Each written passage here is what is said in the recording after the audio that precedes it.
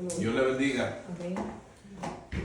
Dios le bendiga. Nosotros nos gozamos. Amén. Que Dios nos da esta oportunidad una vez más de reunirnos por estos medios para nosotros como motivo de agradecimiento, para glorificar su santo y bendito nombre, para agradecerle. Nosotros nos gozamos que puedan compartir con nosotros, que hayan tomado su tiempo para compartir con nosotros, para reunirnos por estos medios en un mismo propósito, con un mismo sentir, con un mismo corazón, para adorar a nuestro Dios, nuestro Señor, nuestro Salvador.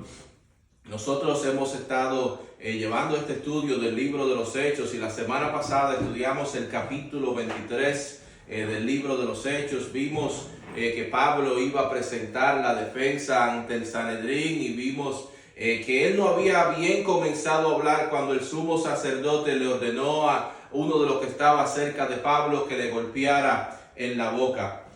En medio de todo aquel grupo del concilio del Sanedrín, Pablo se dio cuenta de que habían diferentes doctrinas. Estaban los fariseos de un lado, estaban los saduceos de otro lado. Y Pablo, para dividir al grupo, entonces comenzó y le habló acerca de la resurrección. Y comenzaron los dos grupos entonces a discutir uno con el otro. Entonces el concilio tomó a Pablo de en medio de ellos para que no le hicieran daño. Pablo se encuentra entonces tal vez sintiéndose fracasado, tal vez viendo cómo sus esfuerzos en Jerusalén, de acuerdo a humanamente, tal vez pensando que no habían sido fructíferos, que habían sido un fracaso, pero vemos que en el medio de esa dificultad de sentirse fracasado, de que todos lo habían dejado solo, de que él estaba apresado en Jerusalén, vimos que el Señor estuvo con él, que el Señor se le reveló, le dijo que estaba con él y que así como él le había sido un testigo fiel en Jerusalén, iba también a ser testigo del Señor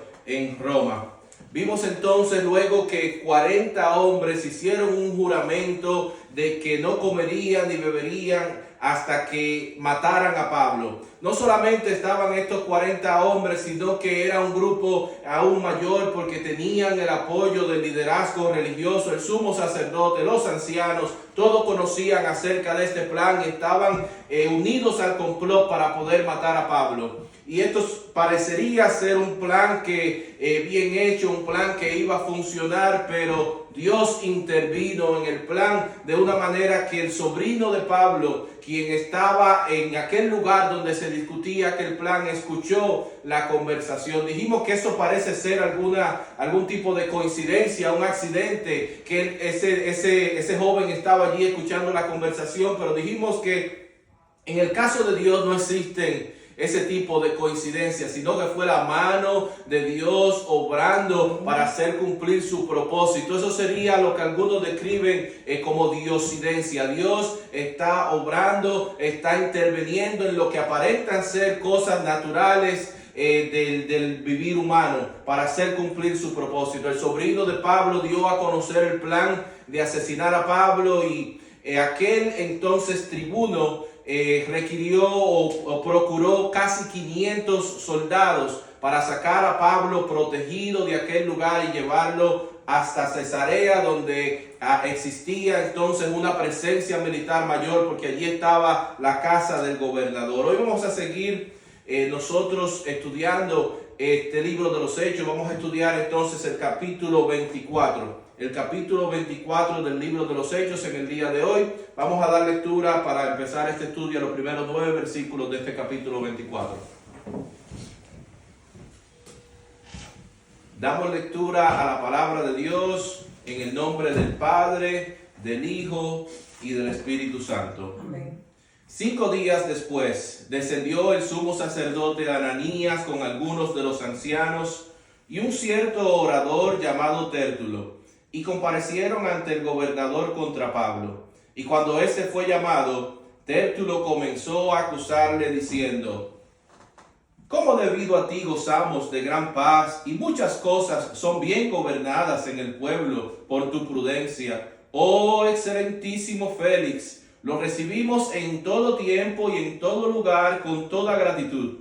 Pero por no molestarte más largamente, te ruego que nos oigas brevemente conforme a tu equidad, porque hemos hallado que este hombre es una plaga y promotor de sediciones entre todos los judíos por todo el mundo y cabecilla de la secta de los nazarenos. Intentó también profanar el templo y prendiéndole quisimos juzgarle conforme a nuestra ley, pero interviniendo el tribuno Lisias con gran violencia, le quitó de nuestras manos, mandando a sus acusadores que viniesen a ti. Tú mismo, pues, al juzgarle podrás informarte de todas estas cosas de que le acusamos. Los judíos también confirmaban, diciendo ser así todos. Oremos. Amante Dios y Padre Celestial, Señor, te damos gracias, Dios mío, por tu palabra. Ahora, Señor, que vamos a empezar este estudio, te pedimos, Dios mío, que tu Espíritu Santo, Señor, esté dirigiendo, preparando los corazones, Dios mío, que esta noche aquí el nombre de tu Hijo amado Jesús sea proclamado, Señor, sea exaltado, sea glorificado en medio nuestro, que reciban la gloria, honra, alabanza, Señor. Te damos gracias, Dios mío, todo lo pedimos en el nombre de Jesús. Amén. Y amén. Vemos que el sumo sacerdote entonces 5 días más tarde va de camino, era una distancia, tal vez siendo alguien mayor no podía llegar tan rápidamente, pero él no va solo, sino que él va con algunos de los líderes, algunos de los ancianos, y ellos contratan tal vez al mejor abogado de la región. Ellos contratan a un orador a quien se tiene de nombre Tértulo, alguien que tiene facilidad de palabra, alguien que tal vez es un abogado, un experto, un doctor, conocedor de la ley romana. Y ellos van para que Tértulo fuera aquel que presentara las acusaciones en contra de Pablo. Y vemos en cómo este hombre, cómo este orador Tértulo se refiere a Félix y él, con varios halagos.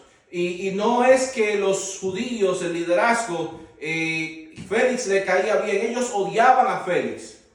Lo odiaban y lo odiaban con razón por el trato que Félix le había dado al pueblo, al judío que estaba en Cesarea. Pero Tértulo, como ellos, como Félix, son políticos. Son personas que se manejan muy bien en el arte de la mentira. El político es aquel, para ser un político exitoso, tiene que ser alguien que se maneje muy bien en el arte de la mentira.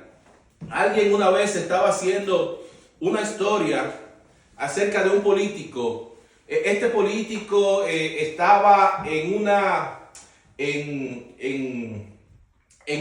tiempo de elecciones. Y en una elección presidencial y su candidatura junto al otro estaban bien cercanos, las encuestas no sabían quién iba a ganar aquellas elecciones, por lo que este político entonces decidió ir a un lugar remoto, un lugar donde había gente campesina, donde no tenía muchas facilidades, para buscar el voto de aquella gente, para tratar de decir que le iba a resolver algunos problemas.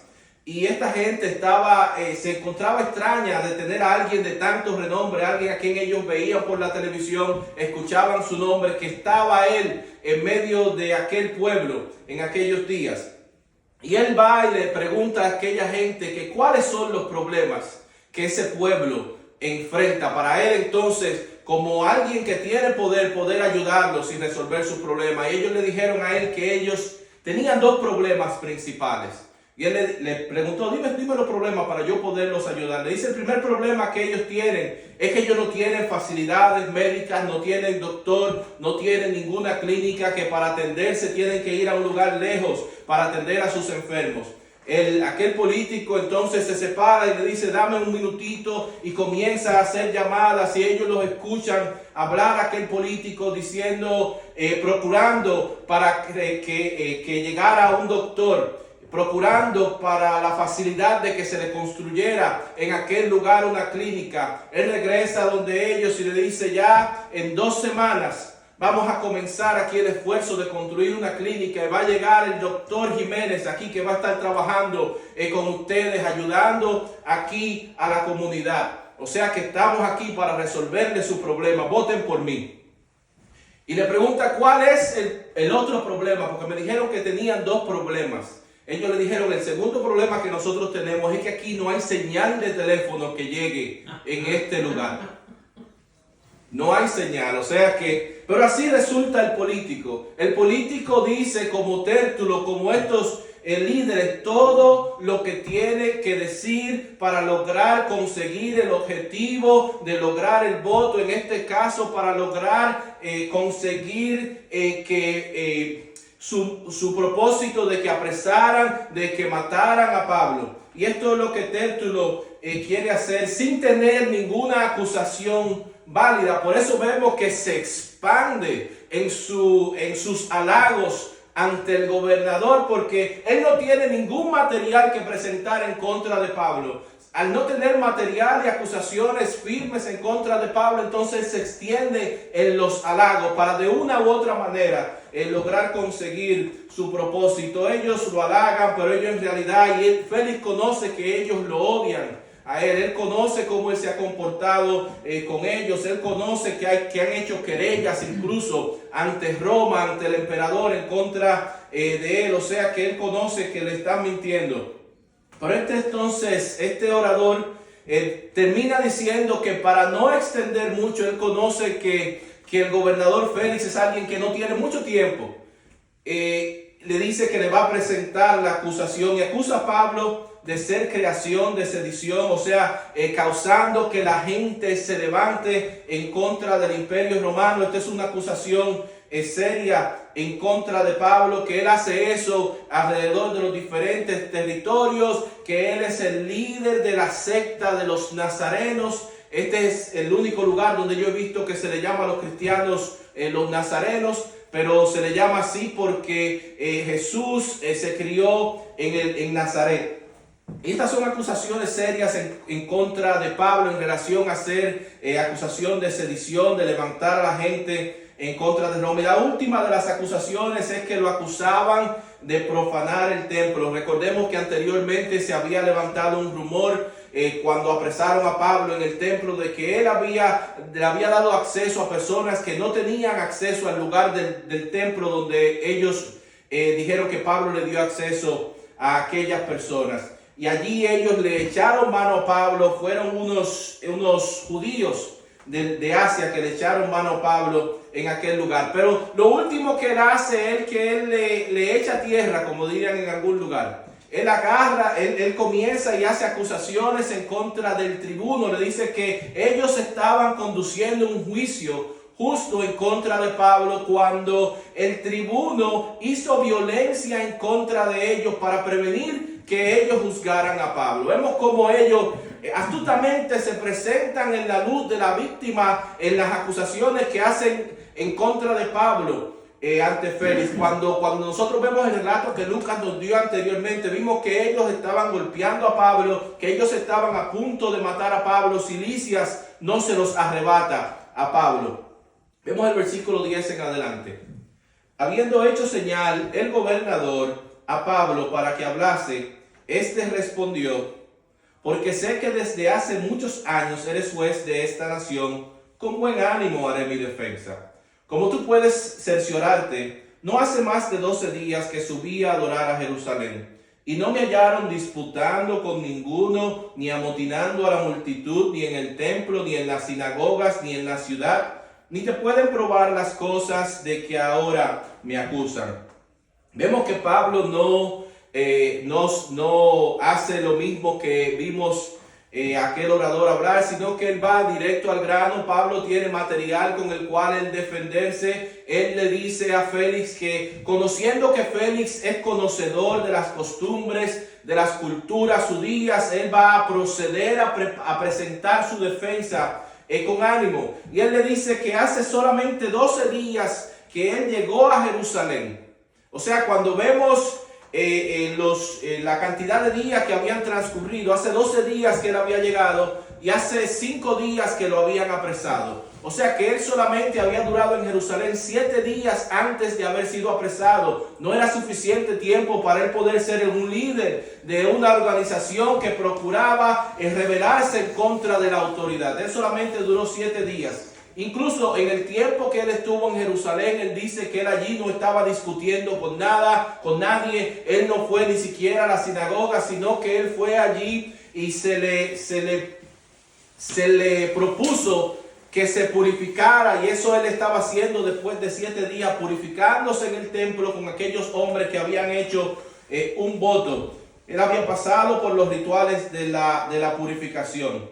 Y aquellas personas incluso que están presentando la acusación en contra de Pablo, dijimos que está el sumo sacerdote, está Tértulo, están los ancianos, ninguno de ellos estaba en el templo, ninguno de ellos son testigos de los eventos que habían ocurrido en aquel lugar. En aquel lugar le habían echado manos a algunos judíos que venían de Asia, pero estos judíos se habían desaparecido, no estaban en ningún lugar. Puede ser que después que hayan ido a celebrar la fiesta en Jerusalén, ellos se hayan regresado a sus respectivos lugares de donde ellos venían. Pero también había otro factor por el cual tal vez ellos no fueron allí a presentar acusaciones. Y es porque sabían que no tenían ninguna acusación que podría ser probada ante un juez imparcial. Ellos tal vez no querían presentar ningún tipo de acusación falsa, sabiendo las consecuencias que eso podría causarles si se encontraban presentando acusaciones falsas ante un gobernador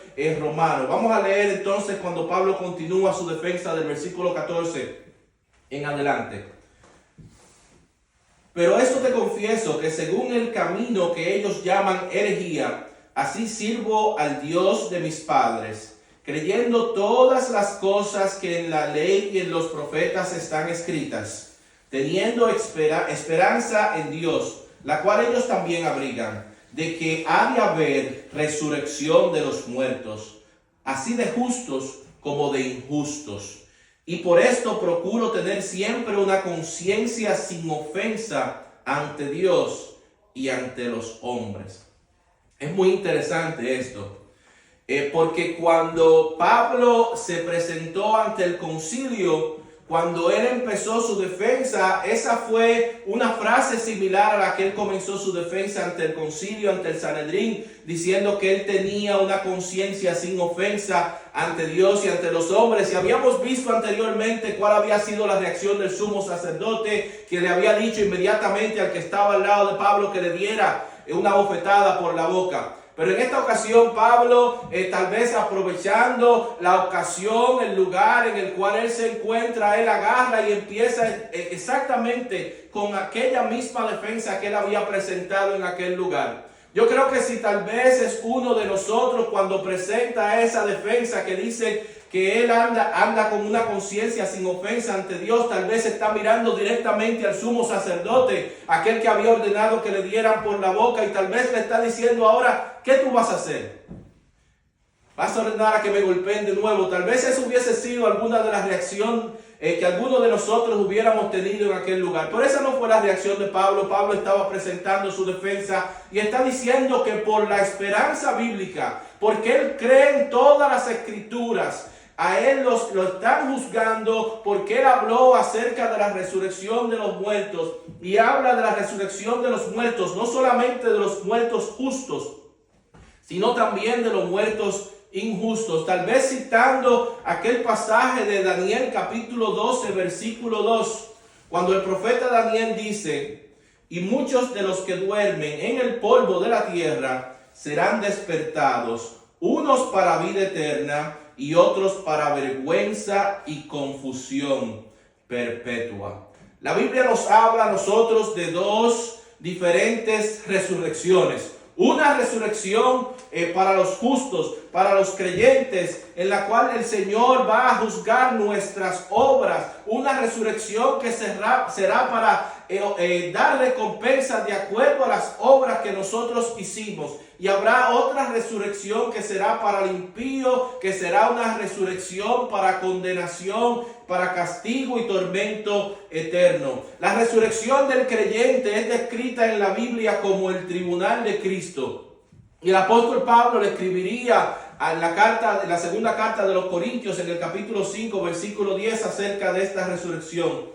Le dice: porque es necesario que todos comparezcamos ante el tribunal de Cristo, para que cada uno reciba según lo que ha hecho, mientras estaba en el cuerpo, sea bueno o sea malo. Este evento, el tribunal de Cristo, no es un evento para los impíos, es un evento donde solamente están los creyentes. Esto no es un evento para determinar si la persona es salva o no. Este es un evento que se trata de dar recompensa al creyente de acuerdo a las obras. La salvación del creyente sucede en el momento que el creyente da su fe, da su vida a Cristo, deposita su fe en el Señor y en la obra del Señor hizo por nosotros. Como diría el Señor Jesús en Juan capítulo 5, versículo 24, cuando Él dice: de cierto os digo, el que oye mi palabra y cree al que me envió, tiene vida eterna y no vendrá a condenación, mas ha pasado de muerte a vida. Así que los creyentes que estamos seguros en Cristo, vamos a comparecer ante el Señor en aquel lugar donde se le dará recompensa a los creyentes, donde se examinarán nuestras obras, el propósito de nuestras obras, qué hicimos con los dones que el Señor nos dio, qué hicimos nosotros con el llamado que Dios nos dio a nosotros. Fuimos fieles, nos sometimos al Espíritu, hicimos la voluntad de Dios, andamos en las buenas obras, la cual Él tiene preparada de antemano para que nosotros anduviésemos en ella. Cuán fieles fuimos al Señor en el propósito que Él tiene para nosotros. Eso será juzgado, pero no será en aquel momento para condenación o para salvación, sino que todos los que estarán ante el tribunal de Cristo serán aquellos que somos redimidos y estamos en su presencia para recibir la recompensa de acuerdo al propósito de nuestras obras, lo que nosotros hicimos. Pero también la Biblia nos habla de otra resurrección, que será el juicio de los impíos. Este juicio se conoce como el juicio del gran trono blanco. Y este juicio del gran trono blanco se describe en Apocalipsis capítulo 20, versículo 11 al 15. Dice: y vi un gran trono blanco, y al que estaba sentado en él, de delante del cual huyeron la tierra y el cielo, y ningún lugar se encontró para ellos. Vi a los muertos grandes y pequeños de pie ante Dios. Y los libros fueron abiertos, y otro libro fue abierto, el cual es el libro de la vida. Y fueron juzgados los muertos por las cosas que estaban escritas en los libros, según sus obras. Y el mar entregó los muertos que había en él, y la muerte y el Hades entregaron los muertos que había en ellos, y fueron juzgados cada uno según sus obras. Y la muerte y el Hades fueron lanzados al lago de fuego. Esta es la muerte segunda, y el que no se halló inscrito en el libro de la vida fue lanzado al lago de fuego. Este es el juicio final para los perdidos, donde aquel que no fue hallado en el libro de la vida va a ser lanzado en el lago de fuego con Satanás, con sus demonios. Es el lugar más triste, donde más dolor va a existir, donde van a haber personas entendiendo que justamente no tienen esperanza ninguna de salvación, donde va a haber una separación de Dios eternamente. Pero si tú no le sirves al Señor, si tú no has dado ese paso de entregar tu vida a Cristo, tú estás a tiempo. Dios nos amó de tal manera que dio a su Hijo para que todo aquel que en Él crea no se pierda, mas tenga vida eterna. Tú no tienes que estar en aquel lugar. Tú tienes la opción de decidir dar tu vida al Señor, entregarte al Señor y evitar aquella condenación que está preparada para aquellos que rechazan el llamado de seguir a Cristo. Líbrate de la ira del Señor. Estás a tiempo en el día de hoy. Dice el versículo 17 en adelante, siguiendo Pablo su defensa: pero pasados algunos años vine a hacer limosnas a mi nación y presentar ofrendas. Estaba en ello cuando unos judíos de Asia me hallaron purificado en el templo, no con multitud ni con alboroto. Ellos deberían comparecer ante ti y acusarme si contra mí tienen algo. O digan estos mismos si hallaron en mí alguna cosa mal hecha cuando comparecí ante el concilio. Al no ser así, que estando entre ellos propurrí en alta voz acerca de la resurrección de los muertos, soy juzgado hoy por vosotros. Entonces Félix Oídas estas cosas, estando bien informado de este camino, les aplazó diciendo: cuando descendiera el tribuno Lisias, acabaré de conocer de vuestro asunto. Y mandó al centurión que se custodiase a Pablo, pero que se le concediese alguna libertad y que no impidiese a ninguno de los suyos servirle o venir a él.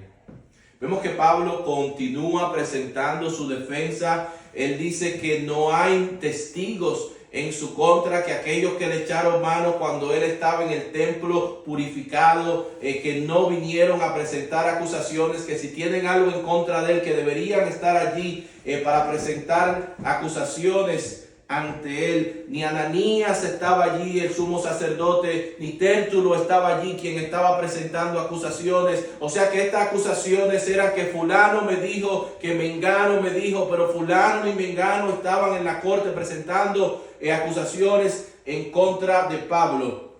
Lo que le correspondía en aquel momento era dejar ir a Pablo libre, porque no había acusaciones en su contra. Pero vemos que Félix retrasó aquella decisión. Él dio la excusa de esperar a que aquel tribuno fuera entonces a Cesarea a aclarar aquellas acusaciones, pero no vemos en ningún momento que Félix le escribió o mandó a enviar a Lisias para que presentara algún tipo de testimonio. Ni vemos que Lisias nunca fue allí a presentar ningún tipo de testimonio. O sea que eso fue muy probable un mecanismo para él no tener que tomar una decisión, porque él, aunque sabía que Pablo tenía razón, él quería congraciarse con los judíos. Él sabía que los judíos estaban disgustados con él y que ellos continuaban presentando acusaciones ante su superior, ante el emperador de Roma, ante Nerón,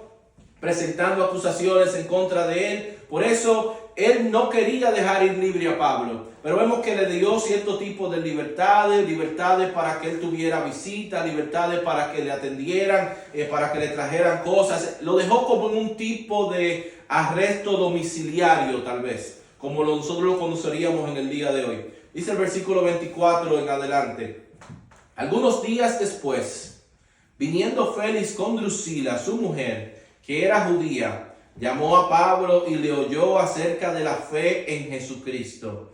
Pero al disertar Pablo acerca de la justicia, del dominio propio y del juicio venidero, Félix se espantó y dijo: ahora vete, pero cuando tenga oportunidad te llamaré. Esperaba también con esto que Pablo le diera dinero para que le soltase, por lo cual muchas veces lo hacía venir y hablaba con él. Vemos que Félix fue con su mujer, Drusila.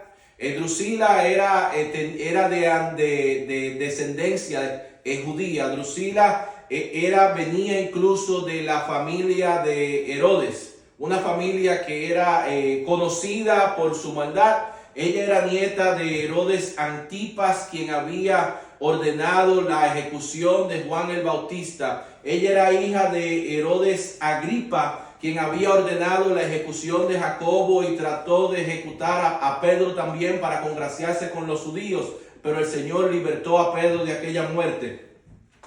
Pero vemos que se nos dice también acerca de Drusila, que ella era casada con un príncipe sirio cuando Félix la conoció y que él la convenció de dejar a su esposo para ir con él. Pero ella, siendo judía, es posible que ella había convencido a Félix de que quería escuchar acerca de lo que Pablo tenía que decir. Y vemos que cuando Pablo se le llama a que hable a estas personas, a Félix, quien tiene el poder en sus manos, humanamente hablando, de quitarle la vida o dejarlo en libertad, muchas personas hubiesen alivianado el mensaje, muchas personas hubiesen tenido mucho cuidado acerca del mensaje que ellos le presentan a aquella persona que lo ven como una autoridad ante su vida. Sin embargo, vimos que ese no fue el caso de Pablo, sino que Pablo fue directamente al grano. Él le predicó acerca del pecado, le predicó acerca del control, le predicó acerca del juicio para aquellos que no se arrepienten. El Espíritu Santo, en aquel mensaje que Pablo le presentó a Félix y a Drusila,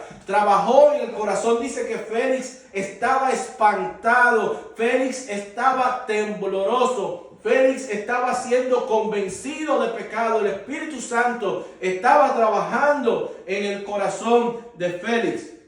Pero Félix tomó la peor decisión que puede tomar un ser humano.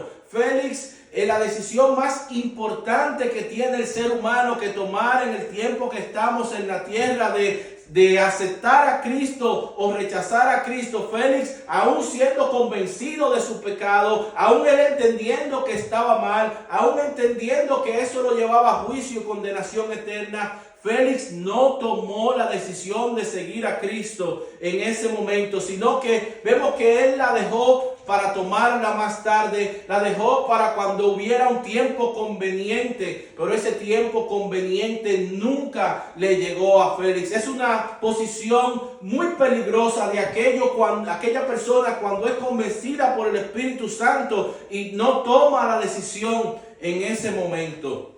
Alguien queriendo explicar las artimañas del enemigo para que la gente piense que es lo mejor para ellos retrasar esa oportunidad, dijo una historia. Y en esta historia aquella persona dice que Satanás estaba buscando una mentira más para él tratar, una mentira que lo ayudara a él a engañar la mayor cantidad de personas posible. Dice que Satanás había reunido a sus 3 peores demonios para salir con la mejor mentira o la peor mentira posible para tratar de engañar la mayor cantidad de personas posible. El primer demonio habló y la propuesta que él hizo fue de decirle a la gente que no hay Dios. Pero Satanás rechazó aquella oferta diciendo que la gente en su mayoría iba a saber que existe Dios porque los cielos dan testimonio, la creación da testimonio de que existe un creador. El segundo demonio propuso su idea y dice, la idea de aquel demonio es decirle a la gente que no existe el cielo, que no existe el infierno, que no va a haber juicio. Y Satanás le dijo que no, porque el ser humano conoce en su corazón, sabe en su pensamiento, en su corazón, el bien y el mal. La ley está en el corazón del ser humano y entiende que por su conducta, por su pecado, va a haber juicio y condenación, o va a haber algún tipo de recompensa después de la muerte. El tercer demonio estaba observando lo que estaba sucediendo y aquel tercer demonio dijo: yo tengo la solución que tú necesitas, yo tengo aquella mentira con la que yo puedo hacer que la mayor cantidad de personas se pierdan. Lo que yo quiero proponer es que nosotros hagamos un esfuerzo en hacerle creer a la gente que no hay prisa.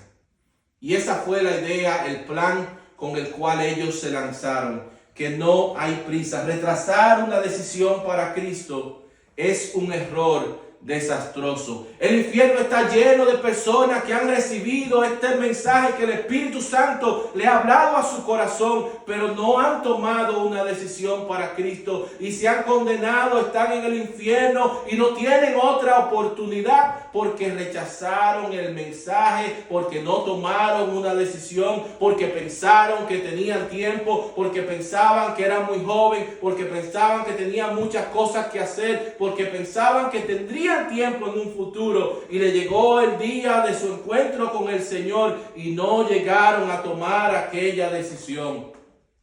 No hay un momento mejor para tomar una decisión de seguir a Cristo que el día de hoy, que el día que nosotros hemos recibido este mensaje nos ha convencido de pecado. El profeta Isaías diría en el capítulo 55, en el versículo 7: deje el impío su camino y el hombre inicuo sus pensamientos, y vuélvase a Jehová, el cual tendrá de él misericordia, y al Dios nuestro, el cual será amplio en perdonar.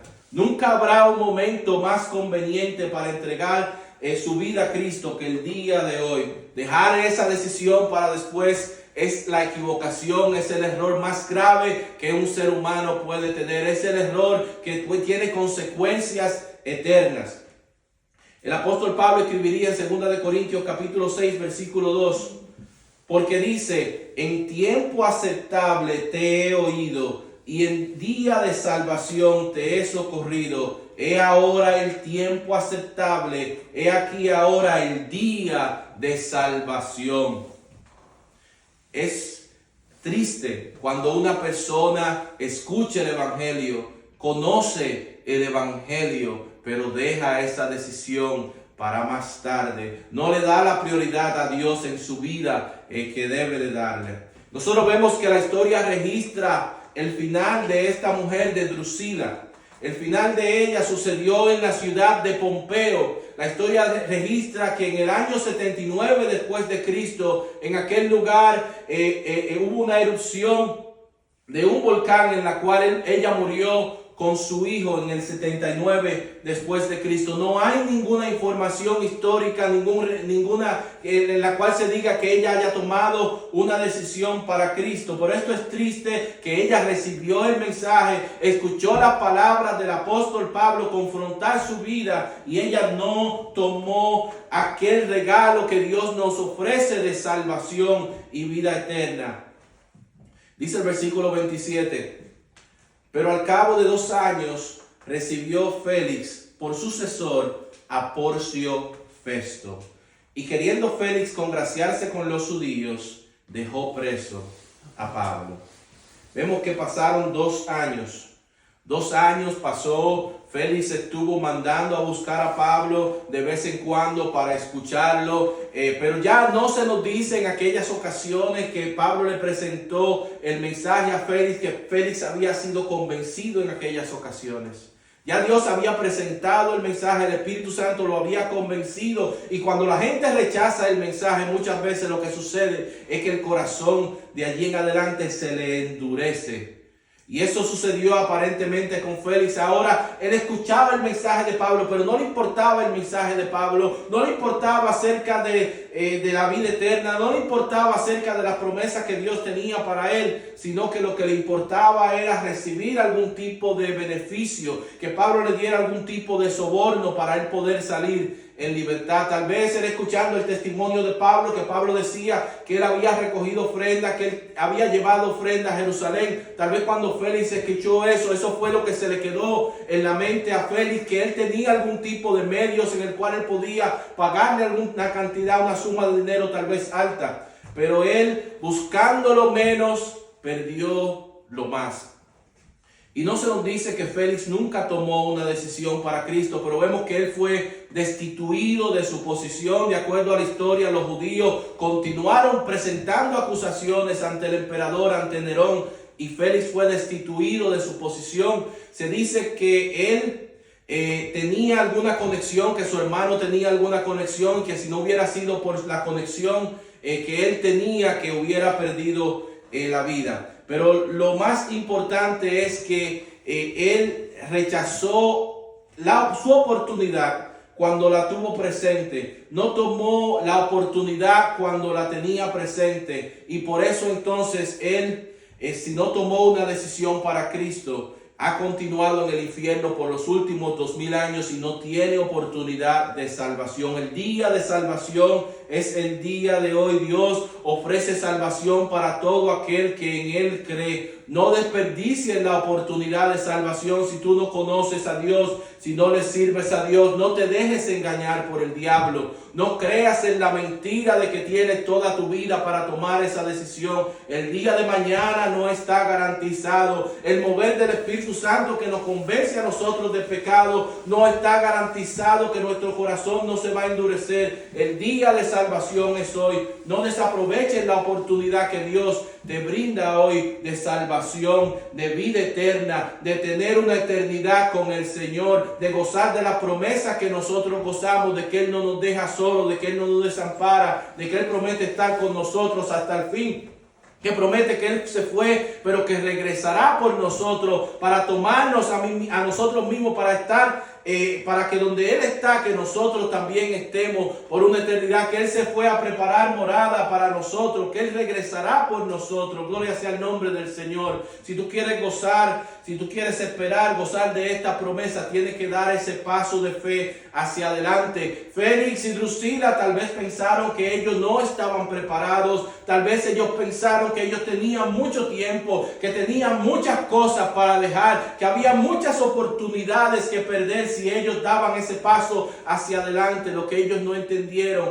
es que ellos eligieron lo poco por lo mucho, que Dios tenía para ofrecerle cosas mucho más grandes para ellos, pero ellos las rechazaron, y todo aquel que rechaza esas oportunidades se pierde por su propia decisión voluntariamente. No cometas tú el mismo error que mucha gente comete de dejar esa decisión para más tarde. Dios le bendiga. Hasta aquí el estudio de la palabra del día de hoy, del capítulo 24 del libro de los Hechos. Nosotros invitamos a que compartan con nosotros el estudio de la próxima semana. Con la ayuda de Dios vamos a continuar este estudio del libro de los Hechos y vamos a movernos al próximo capítulo, el capítulo 25. Nos despedimos y le invitamos a que compartan con nosotros la próxima semana. Dios le continúe bendiciendo.